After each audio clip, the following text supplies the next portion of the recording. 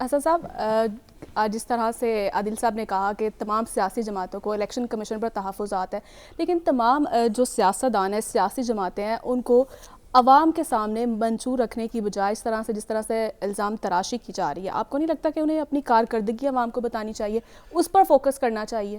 دیکھیں، تین چار چیزیں ابھی ڈسکس ہوئی ہیں. پہلے تو آپ یہ جو آپ جی سوال کر رہی ہیں کہ کیا سیاستدانوں کو اعتماد نہیں. میں یہ سمجھتا ہوں کہ سیاستدان اگر اپنی پرفارمنس دیکھتے ہیں تو ان کو اپنے آپ پر اعتماد وہ کھو بیٹھے ہیں. وہ اپنا جسے کہا جا سکتا ہے کہ اپنا چہرہ شیشے پہ دیکھتے ہیں تو ان کو شرم آتی ہے کہ ہم نے یہ عوامی مفاد کو سامنے رکھتے ہوئے اپنے ذاتی مفادات کو ترجیح دی.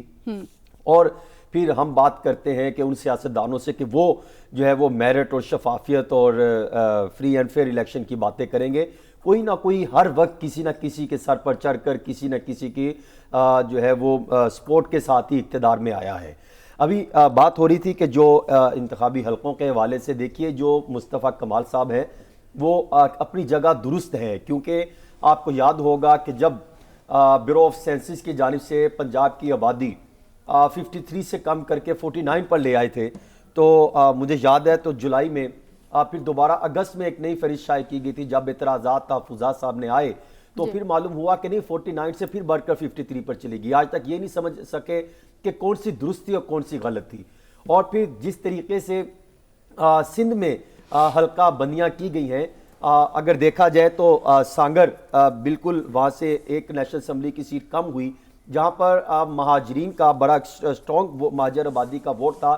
یعنی آپ یوں سمجھیے کہ جہاں پر پاکستان ایم کیو ایم کا مضبوط ووٹر موجود تھا، اس کو وہاں سے تقسیم کر دیا. اس میں زیادہ تر جو ہے اس طریقے سے حلقہ بندیاں کی گئی کہ کسی نہ کسی طریقے سے پیپلز پارٹی کو فائدہ پہنچ سکے سندھ میں. اور پنجاب میں مجھے ایسے لگتا ہے ان کا کرائیٹیریا اور ان کی چیزیں دیکھنے کے بعد کہ شاید ایسے لگتا ہے کہ کسی نہ کسی طریقے سے مسلم لیگ نون کو فائدہ پہنچ سکے. جہاں پر جو دیہاتی حلقہ خاص طور پہ دیہی علاقہ ہے، وہاں پر کس طریقے سے الیکٹیبلز کو فائدہ پہنچ سکتا ہے، ان کے کون سے گاؤں بڑے سٹرونگ تھے، ان کو مد نظر رکھتے ہوئے شاید ایسے لگتا ہے کہ ان کو کسی نہ کسی طریقے سے سپورٹ دی گئی ہے. اگر سندھ کی بات کی جائے تو جس طرح کراچی ساؤتھ میں 2 سیٹیں تھی نیشنل اسمبلی کی، کم کر کے 3 جو ہے اضافہ کر کے 3 کر دی گئی. یعنی وہاں پر 1 سیٹ بڑھائی گئی کیونکہ یہاں پر پیپلز پارٹی کسی حد تک سٹرونگ دکھائی دیتی ہے.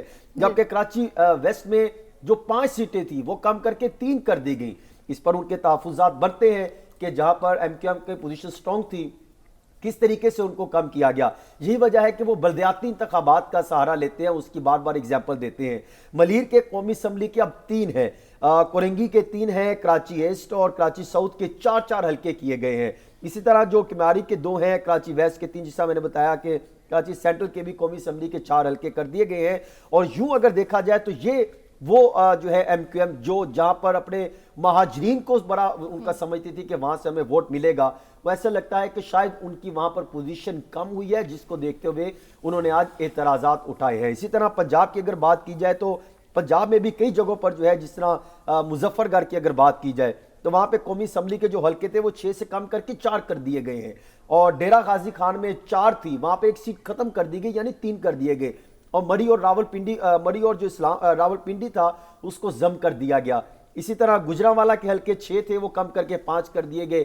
ایک وہاں پر جو پوزیشن سٹرونگ تھی اس کو بھی ڈائیورٹ کر دیا گیا. یہ ہم یوں کہنا تو آسان ہے کہ وہ سیٹ ختم کر دی گئی یا اضافہ کر دیا گیا، اس کے پیچھے لاجک ہے. وہ سیاستدان جنہوں نے گراؤنڈ لیول پر جا کے سیاست کی، جو یو سی سطح تک ڈیٹا رکھتے ہیں، وہ اس سے ادھر اعداد و شمار کھیلتے ہیں. جس طرح آپ صرف 2013 میں چلے جائیے، 2018 میں چلے جائیں تو وہاں پر آپ کو اندازہ ہوگا کہ جو الیکٹیبل جیتے تھے وہ کس طریقے سے الیکشن کی کیمپین کرتے ہیں. حسن ایک سوال سطح پر جاتے ہیں. ضمنی ایڈ کر لیں گے؟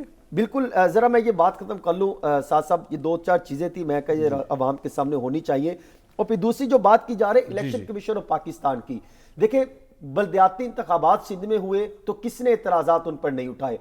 جماعت اسلامی بے شمار دفعہ جو ہے وہ سندھ کے الیکشن کمیشن پر اعتراضات اٹھاتی رہی کہ کس طریقے سے مبینہ دھاندلی کے الزامات لگتے رہے.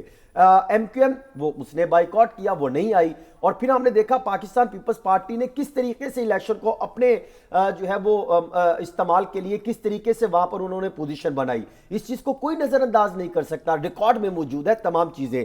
اور پھر اسی طرح ابھی بات ہو رہی تھی کہ الیکشن کے ہونے یا نہ ہونے پر، دیکھیں جب آپ کو سپریم کورٹ آف پاکستان نے کیٹیگوریکلی کہہ دیا کہ 8 فروری کو انتخابات ہوں گے تو پھر کسی کو اس پر سوال کرنا بنتا ہی نہیں ہے، آپ کو اس کی طرف جانا ہی نہیں چاہیے، کیونکہ اگر انتخابات نہیں ہوتے تو ان اداروں کی ساکھ پر سوال اٹھتا ہے۔ اس لیے ان کو بھی یہی یقینی انہوں نے بنایا کہ اداروں کی ساکھ پر سوال نہ اٹھے، سٹرونگ بنائیں اداروں کو، اور اس کو دیکھتے ہوئے انہوں نے اس پوزیشن کو دیکھتے ہوئے ایسا لگتا ہے کہ اب 8 فروری کو انتخابات انشاءاللہ ہوں گے اور پاکستان میں جو جمہوری عمل ہے اس کا آغاز ہوگا۔ پھر آئین کے مطابق کی بات کی جا رہی تھی، ابھی بات کر رہے تھے دل برائی صاحب کہ آئین پہ دیکھیں، آئین تو ختم ہو گیا، آئین تو اگر کرواتے تو نومبر کے فرسٹ ویک میں انتخابات ہونے تھے جو کہ نہیں ہو سکے۔ پنجاب میں 12 مہینے گزر گئے جو انتخابات ہونے تھے نہیں ہو سکے۔ خیبر پختونخوا کی بات کی جائے وہاں پر گزر گئے، کئی ماہ گزر گئے، انتخابات نہیں ہو سکے۔ تو آپ کون سے آئین کی بات کرتے ہیں؟